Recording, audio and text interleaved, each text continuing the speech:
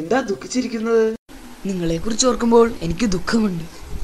നാളെ ഈ തടാകം വറ്റിക്കാൻ പോകുകയല്ലേ. ഇവിടെ അടുത്തായി വേറൊരു തടാകമുണ്ട്. ഞാൻ നിങ്ങളെ അങ്ങോട്ട് കൊണ്ടുപോകാം. അതിനു വഴിയുണ്ട്. ഞാൻ നിങ്ങളെ ഓരോരുത്തരായി എന്റെ പുറകിൽ കയറ്റി കൊണ്ടുപോകാം. കയറിക്കോളൂ.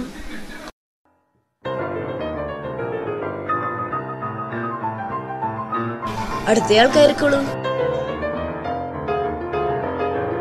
അങ്ങനെ അവസാനം അവനെയും ഞാൻ എത്തിച്ചിട്ടുണ്ട്. ഞണ്ടേ, ഇനി നീ കയറിക്കോളൂ.